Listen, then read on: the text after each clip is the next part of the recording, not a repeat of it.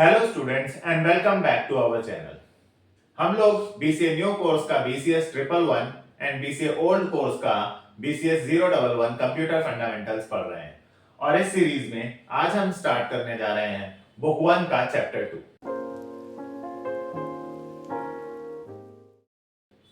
तो आइए स्टार्ट करते हैं। तो हम आज जो टॉपिक स्टार्ट करने जा रहे हैं उसका नाम है नंबर सिस्टम्स।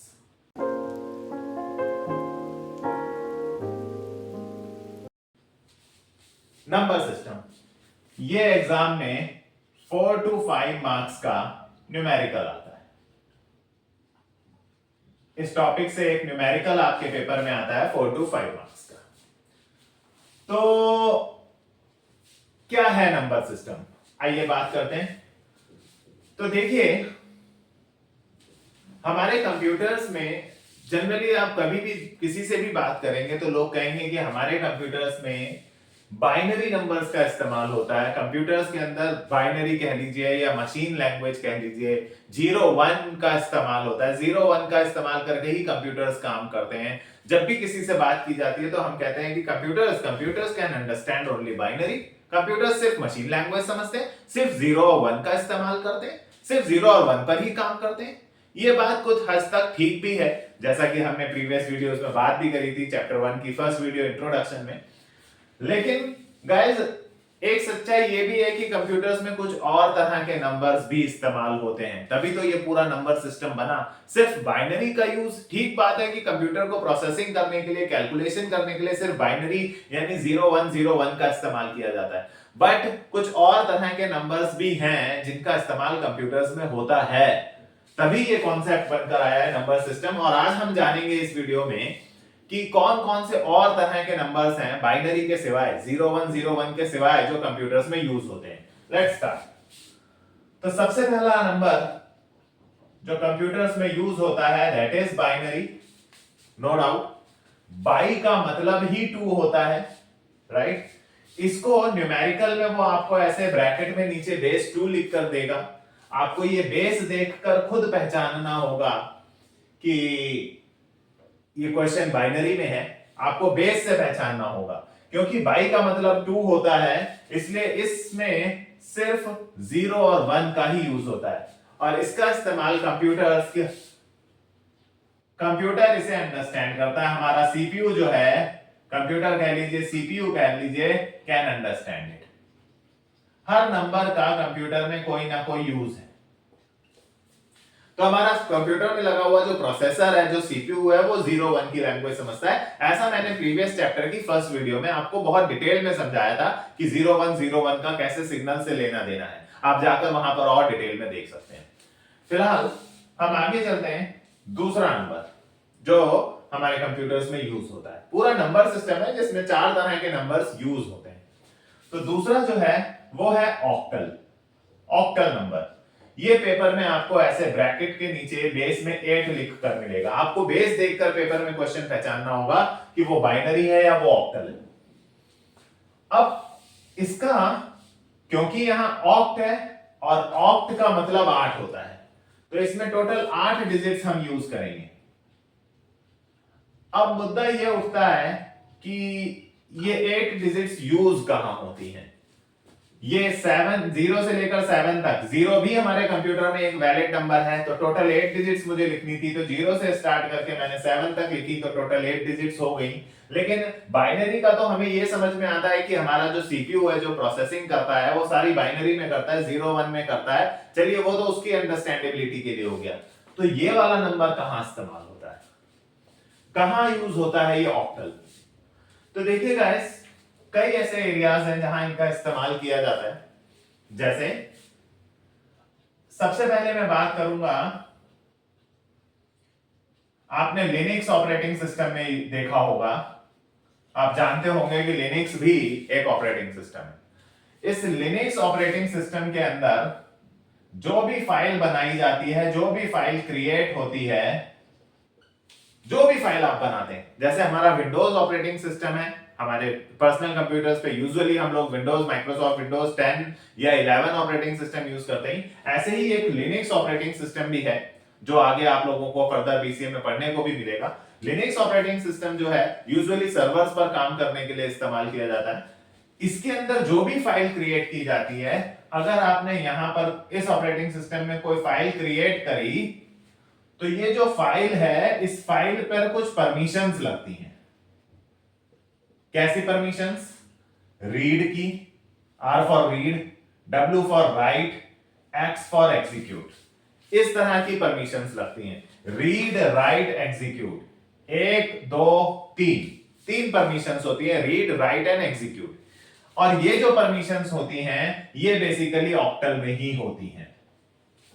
111, 101, 100, ये सब ऑक्टल में नंबर्स हैं। ऑक्टल में हर चीज को 3 बिट्स में ही रिप्रेजेंट किया जाता है। क्यों? क्योंकि 8 का मतलब क्या होता है? 8 का मतलब होता है 2 की पावर 3।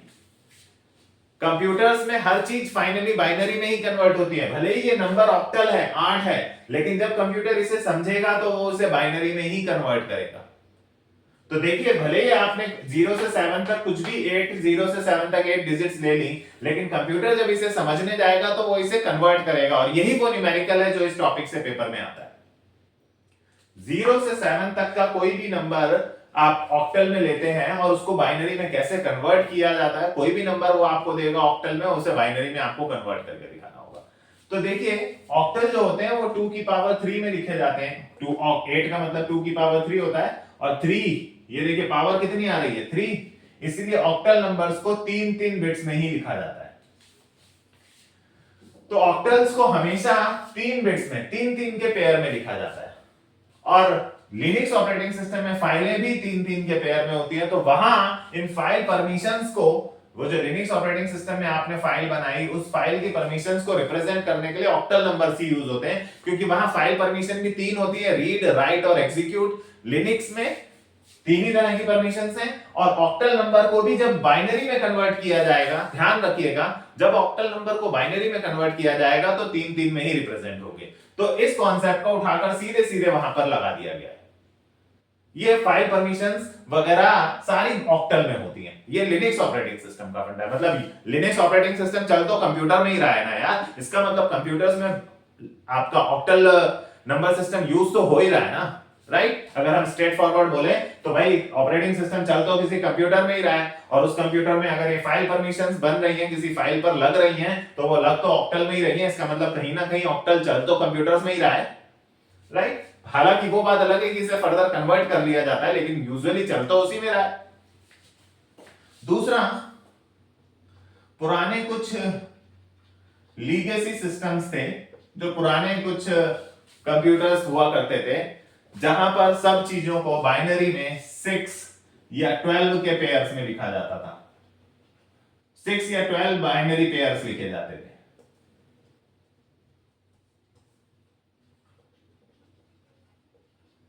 यानी जहां पर कोई भी चीज 6 के पेयर्स में लिखी जाती थी। कैसे? 1 1 1 0 0 0, ये 6 हो गए। ये देखिए 1 0 1 0 0 1, 6 के पेयर में। बाइनरी के पेयर्स जो होते थे वो टोटल 6 आई। इसे हमारे यहां वर्ड कहा जाता है, वर्ड। बाइनरी का एक पूरा वर्ड जो होता था वो 6 या 12 साइज के पेयर का होता था पहले पुराने कंप्यूटर्स में। आजकल क्या चल रहा है?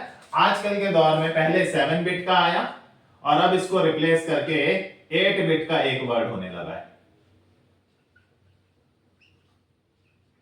आजकल वर्ड में क्यों बोल रहा हूं? क्योंकि ये पूरी बिट्स मिलाकर एक सिंगल वर्ड बन रहा है, एक सिंगल नंबर बन रहा है।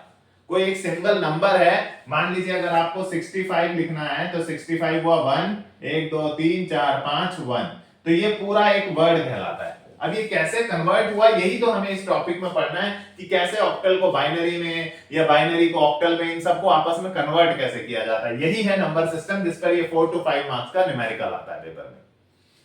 तो ये वर्ड क्या होता है? मतलब एक नंबर को जब आपने बाइनरी में कन्वर्ट करा तो वो कितनी, 1 2 3, हर किसी को एक एक बिट बोला जाता है। तो बिट मतलब, एक बिट मतलब हुआ या तो 0 या तो 1, इनको बिट्स कहते हैं। तो टोटल 1 2 3 4 5 6 7, ये 7 बिट्स का वर्ड हुआ। अब यहां कोई अल्फाबेट थोड़े लिख रहे हैं। अब इंग्लिश में अगर हम लिखते हैं, सपोज हमने लिखा इग्नू, तो ये 5 कैरेक्टर का एक वर्ड हुआ ना, ये एक वर्ड हुआ ना जिसमें 5 अल्फाबेट्स हैं। सिमिलरली यहां पर 1 2 3 4 5 6 7 7 बिट्स का ये एक टोटल कंप्लीट वर्ड है जिसको 65 को कन्वर्ट करके बाइनरी में निकाला है। कन्वर्जन हम अभी इस टॉपिक में पढ़ने आए हैं, राइट। तो पुराने टाइम में, आजकल तो 8 बिट का वर्ड चल रहा है, हम लोग अभी इस टॉपिक में डिस्कस करेंगे कि ये 7 बिट का 8 वर्ड बिट का क्या फर्क है और क्या क्यों इनसे बेनिफिट क्या है।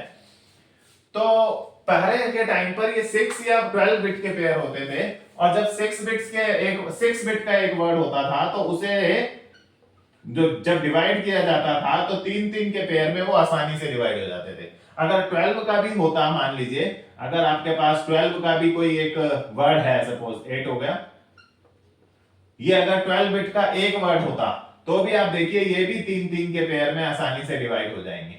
पुराने सिस्टम में, पुराने जो कंप्यूटर्स हुआ करते थे पहले के टाइम के, उनमें एक वर्ड 6 बिट का या 12 बिट का होता था, इस वजह से भी ऑक्टल अभी भी जिंदा है, राइट। हालांकि आजकल तो अब वाइडली सिर्फ लिनक्स में इसका यूज रह गया है। तो अब ना तो 6 बिट के हैं ना तो 12 बिट के हैं। आजकल जो कंप्यूटर में वर्ड यूज हो रहे हैं वो या तो 7 बिट के यूज हो रहे हैं जिसे अमेरिकन स्टैंडर्ड कोड कहा जाता है फॉर इंफॉर्मेशन इंटरचेंज, या 8 बिट्स के यूज हो रहे हैं जिसे यूनिकोड कहा जाता है, यूनिवर्सल कोड, या यूटीएफ कहा जाता है। अभी पहुंचेंगे हम इस पर कि क्यों 7 बिट के, क्यों 8 बिट के हो गए, 6 के 12 के क्यों नहीं हुए। लेकिन अभी हम बात कर लें कि ऑक्टल यूज क्यों होता है। तो ऑक्टल का आज के दौर में, ये तो पुरानी बात है, आज के दौर में सिर्फ लिनक्स ऑपरेटिंग सिस्टम में यूज रह गया, लेकिन है इसलिए आज भी ये पढ़ा जाता है। देन थर्ड की अगर हम बात करें तो थर्ड नंबर जो कंप्यूटर में यूज होता है दैट इज कॉल्ड डेसिमल। इसे बेस 10 से रिप्रेजेंट करते हैं क्योंकि डेक का मतलब 10 होता है।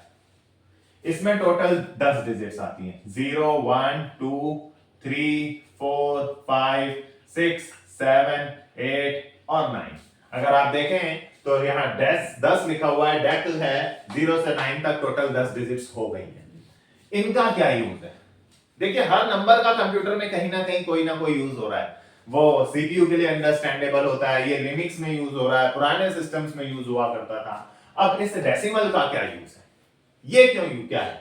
तो गाइस हम लोग कंप्यूटर को जो भी इनपुट देते हैं, आप सोचिए, इसको देखिए जरा, 0 से 9, हम कंप्यूटर को जो भी इनपुट देते हैं वो 0 से 9 के डिजिट्स का ही तो इस्तेमाल करके देते हैं।